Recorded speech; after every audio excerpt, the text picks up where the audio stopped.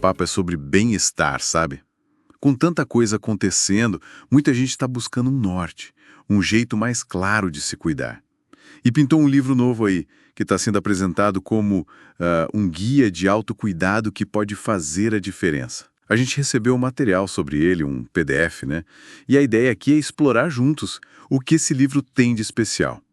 Parece que ele promete ajudar quem está em conflito, crise existencial, ou só quer mesmo se fortalecer emocionalmente. E o legal é que falam de um método simples, mas bem fundamentado. Olha, essa proposta é interessante, né?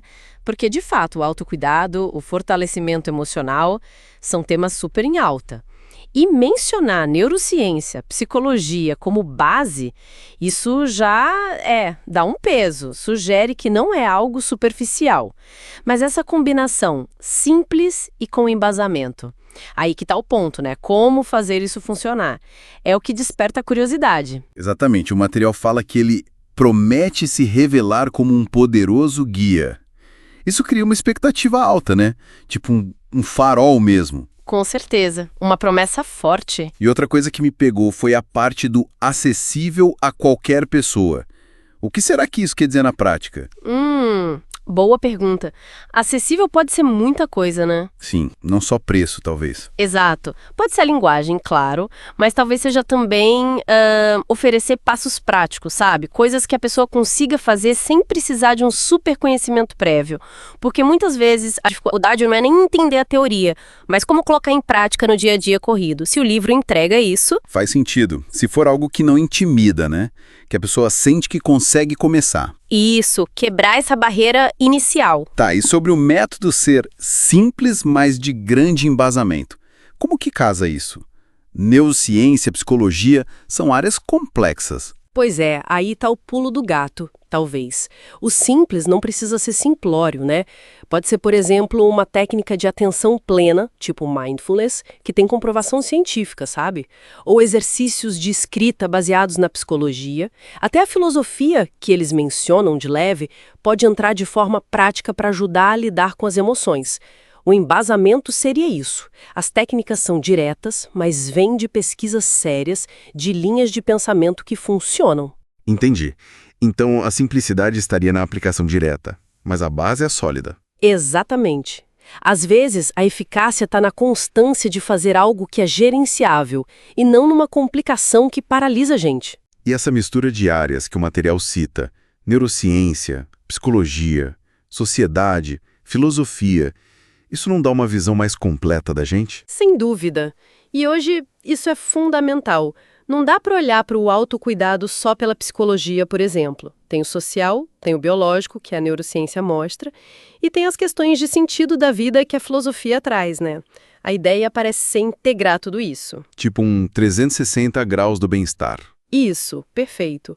Entender como a mente e o cérebro funcionam, como o ambiente afeta e como a gente lida com as grandes questões. E quem mais se beneficiaria? O material fala tanto de quem está em crise quanto de quem busca, sei lá, evoluir.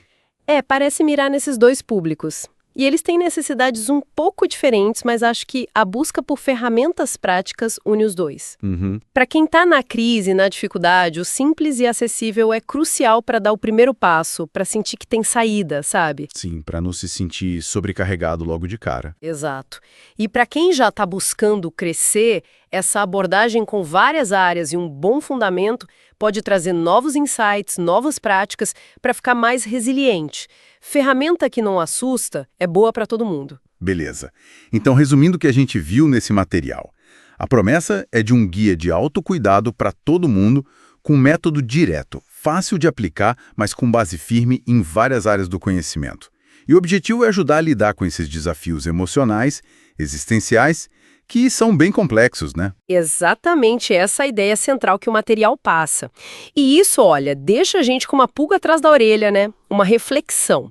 Se as crises e os conflitos emocionais podem ser tão profundos, tão complexos, qual será o alcance real de um método que se diz simples? Será que essa simplicidade, quando bem fundamentada, é mesmo a chave para tornar o autocuidado mais democrático e eficaz para a vida corrida de hoje? Ou será que a profundidade de certos problemas exige, sim, mergulhos mais complexos, talvez menos acessíveis no começo? Uma ótima questão para a gente continuar pensando. Boa! Hoje vamos explorar um material bem interessante, Excertos de Reprogramações para a Alma, da Morgana Valente Abelice. É um guia de auto-hipnose guiada. Exato. E a proposta central é fascinante, né? Sim, a nossa ideia aqui é entender como o livro propõe que a gente use a nossa própria voz, com palavras bem escolhidas, para mexer com padrões antigos, sabe? Curar umas feridas e, enfim, buscar mais bem-estar. E o interessante é como ela conecta isso, conecta a sabedoria antiga com descobertas mais recentes da neurociência. Isso. Logo no prólogo, ela fala disso, né? Do poder oculto da fala. Uhum. A premissa é que o som, a palavra, não são só para comunicação. Seriam tipo forças criativas primordiais, com um potencial de cura que, bem, muitas tradições antigas já intuíam. E que agora a ciência, com a neuroplasticidade, começa a mapear melhor, certo? Perfeito. E no coração disso tudo está a expressão eu sou. O livro dá um destaque enorme para ela. Verdade. Por que essa importância toda no eu sou? Olha, o livro descreve como uma chave de criação, ou até fórmula vibracional. E não é ideia nova, tem raízes fundas. Desde referências bíblicas, como Moisés, Ah, o eu sou o que eu sou. Esse mesmo. e também em escolas de mistério, no Egito Antigo e na metafísica mais recente. O ponto crucial que a autora defende é: o que a gente coloca depois do eu sou tende a se manifestar. Como assim? Se a pessoa pensa ou diz, mesmo internamente, eu sou fraca, eu sou incapaz, a experiência dela tende a refletir isso. Mas se a afirmação muda para eu sou luz, eu sou forte, eu sou capaz, A realidade externa começa a mudar também. é o que o livro sugere. Seria como um comando direto para nossa consciência e, segundo essa visão, até para o universo. E interessante essa ideia do comando. E a neurociência, como ela entra para dar um suporte mais concreto a isso? Aí entra a neuroplasticidade, aquela capacidade incrível do cérebro de se reorganizar, né? Com base no que a gente pensa, no que a gente repete. Ah, sim. O livro explica que repetir afirmações, especialmente essas com eu sou, e visualizar o que se quer, isso literalmente cria novas vias neurais, fortalece as conexões que a gente quer, as positivas, e enfraquece as antigas, as negativas. É como criar um caminho novo no mato, né? Quanto mais passa, mais fácil fica. Exatamente essa analogia. E tem um ponto curioso que mencionaste. Sobre usar a própria voz? Isso. O livro sugere que gravar e ouvir as reprogramações com a nossa própria voz potencializa o efeito. Parece que ativa áreas do cérebro ligadas à identidade, ao reconhecimento do eu. Torna a mensagem mais pessoal para o nosso sistema nervoso, então. A ideia é essa. Torna mais direto, mais poderoso. Entendi. Então, depois de, digamos, afirmar esse estado com eu sou, qual seria o próximo passo lógico segundo a autora? O próximo passo, que ela apresenta logo no capítulo 2, é a escolha que cura. Se o eu sou define o estado, O eu escolho define a direção. perfeito. Decidir não é só um ato mental. O livro chama de gesto vibracional. É o primeiro movimento ativo na reprogramação cerebral e energética. Escolher conscientemente. Escolha o quê, por exemplo? Escolher o amor em vez do medo, a calma em vez da ansiedade, a saúde em vez da doença. Assumir essa escolha para a autora é um ato sagrado.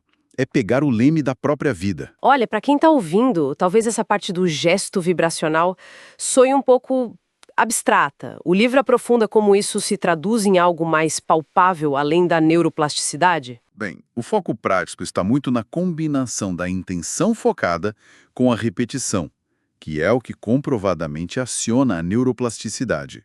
A parte vibracional é apresentada mais como uma consequência dessa escolha interna. Afeta a química do corpo, a percepção e, por ressonância, como interagimos com o mundo. Mas a base prática de escrita é essa reprogramação mental e emocional pela repetição. Compreendi. Fica mais claro assim. E como o livro se organiza para guiar a pessoa nisso tudo? Tem uma estrutura? Tem sim, é bem estruturado, dividido em duas partes principais. A primeira é o que depende de mim. Foco na ação interna, então. Exato. Coisas que podemos transformar mais diretamente. Autoestima, lidar com ansiedade, compulsão alimentar, propósito de vida, relação com dinheiro, perdão. São roteiros para fortalecer a gente por dentro. Ok. E a segunda parte? A segunda é o que não depende de mim. Aqui o foco muda para aceitação, desapego, espiritualidade. Tipo o quê? Temas como sono reparador, lidar com o luto, encontrar esperança na depressão, acolher uma doença, fortalecer a conexão espiritual. É mais sobre como navegar de forma saudável o que a gente não controla diretamente. Faz sentido essa divisão. Parece abranger bastante coisa. E na prática, como a autora sugere usar esses roteiros? A orientação é bem direta, bem prática mesmo. A pessoa escolhe um roteiro que ressoa com ela, grava com a própria voz, A própria voz de novo? Sim. grava de forma calma, repetindo o texto por uns 30 minutos para criar um áudio. E aí vem o pulo do gato. Ouvir essa gravação todos os dias, Todo dia. Por quanto tempo? por 21 dias seguidos. Idealmente num momento tranquilo. E ela também sugere anotar as sensações, os insights num diário. A chave é a consistência e a intenção durante esses 21 dias. 21 dias. Aquele número clássico para formar hábitos, né? Exato. A ideia é dar tempo para o cérebro começar a formar essas novas conexões neurais. Então, para a gente ir fechando nossa exploração de hoje, a grande ideia é que a palavra usada com consciência, especialmente o eu sou, seguido de uma escolha clara com o eu escolho. Vira uma ferramenta potente de autotransformação. Uma ferramenta que tem essa base dupla, sabedoria antiga e neurociência moderna. E que é ativada pela nossa própria voz e pela nossa decisão. Exatamente. E isso talvez nos deixe com uma reflexão final, né? Qual seria? Se a gente levar a sério essa ideia do eu sou como um pincel da consciência que desenha o nosso destino, até que ponto a realidade que a gente percebe lá fora é um reflexo direto das nossas declarações internas, mesmo as não ditas, as silenciosas? Uma pergunta forte. Pois é. Será que observar com mais atenção o nosso próprio diálogo interno, será que esse não seria o primeiro passo, talvez o mais essencial, para uma mudança realmente significativa na vida? Fica aí para a gente pensar. Pelo que vi aqui, uma trajetória bem longa, né? Desde 91 atuando. Nossa. E já começa com algo interessante. O uso da arte como ferramenta terapêutica. Para ansiedade, depressão, o material fala em diversas idades. Exato. Já mostra logo de cara uma ponte entre campos que nem sempre conversam tanto, né? Arte e terapia. Pois é. E ela é psicóloga clínica pela FUMEC, mas a lista continua. Consteladora familiar, hipnoterapeuta. Terapeuta sistêmica também e de florais de Bach. É bastante coisa, muita coisa. Antes da gente seguir, dá para dar uma ideia rápida do que são essas abordagens, tipo constelação familiar, terapia sistêmica? Como é que funciona? Claro, rapidinho. A terapia sistêmica, bom, ela olha a pessoa não isolada, sabe? Mas como parte de um sistema família, trabalho, tudo isso. A ideia é que os problemas podem estar ligados a essas relações, essas dinâmicas. Ah, entendi. O contexto importa muito. Exatamente. E a constelação familiar é uma técnica mais específica dentro disso. Muitas vezes usa pessoas ou objetos para representar membros da família, para visualizar e trabalhar bloqueios, emaranhamentos ali do sistema familiar. Interessante. A hipnoterapia usa foco, relaxamento para acessar o subconsciente. E os florais de baixo são aquelas essências de flores para ajudar a equilibrar as emoções. Tá explicado. Uma caixa de ferramentas bem completa mesmo. Sem dúvida. E o material também fala que ela dá palestras motivacionais, coordena treinamentos para outros profissionais. Sim. Tem um sobre a arte como ferramenta psicoterapêutica, cursos de mandalas terapêuticas. Mandalas, legal. Isso conecta de novo com a arte, né? Totalmente. Parece que tem um foco em compartilhar esse conhecimento, né? Não guardar só para ela. E faz sentido com o jeito que ela se descreve. Terapeuta integrativa. Exato. A palavra-chave é essa, integrativa.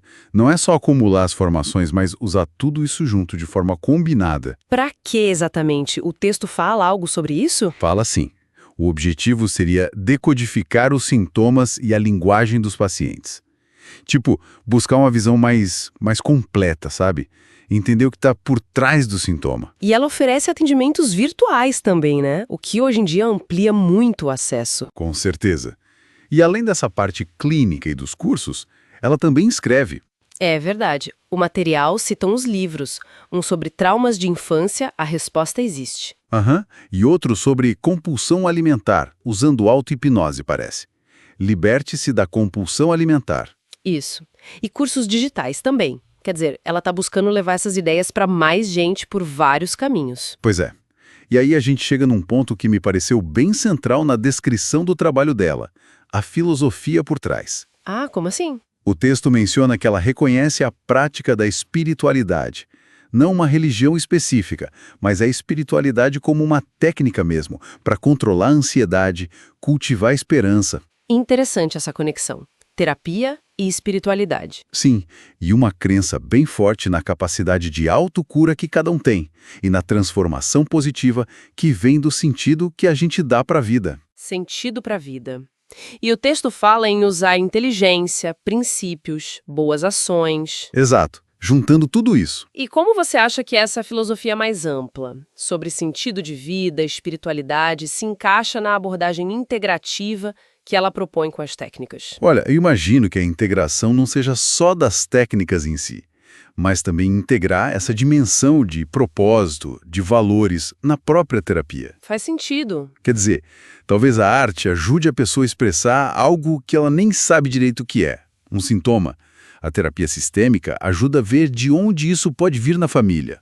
A hipnose a mudar um padrão antigo. Uhum. E essa filosofia de vida entra para ajudar a pessoa a encontrar um novo sentido naquilo tudo, um caminho que mobilize essa tal autocura. É uma visão que parece querer empoderar a pessoa no processo dela, sabe? Entendi, colocar a pessoa no comando. Algo por aí. E o propósito dela, que está descrito no material, reforça isso, né? Continuar aprendendo para oferecer um conhecimento libertador. Conhecimento libertador, gostei disso. Que estimula a expansão da consciência sobre a vida, sobre a saúde mental. Exato. Não é só apagar incêndio, tratar o sintoma e pronto. É mais sobre fomentar um entendimento maior de si mesmo, do potencial de mudar. Então, para a gente amarrar as ideias principais, temos aqui o perfil de uma terapeuta com muita bagagem. Sim, desde 91. Isso, que junta psicologia clínica, arte, abordagens que olham para o sistema como as constelações, hipnose, florais, Vai. e até uma perspectiva sobre espiritualidade. Mas não como coisas separadas, né? A chave é a integração. Isso, como um conjunto integrado, para tentar decodificar as questões das pessoas e promover mais autoconhecimento e talvez cura, né? Isso. A palavra que fica é sinergia, eu acho. Em vez de uma resposta única, é um caminho com várias ferramentas que se ajudam para entender e transformar a experiência da pessoa. E colocando a pessoa como protagonista, como você disse. Exatamente. Pensando nisso tudo, especialmente nessa ideia de decodificar a própria linguagem, usar a inteligência e o propósito para se transformar, fica uma reflexão, né? Como será que alguém, no dia a dia mesmo, poderia começar a ter um olhar um pouco mais integrativo para os seus próprios desafios? Tentar entender as mensagens por trás das dificuldades que aparecem.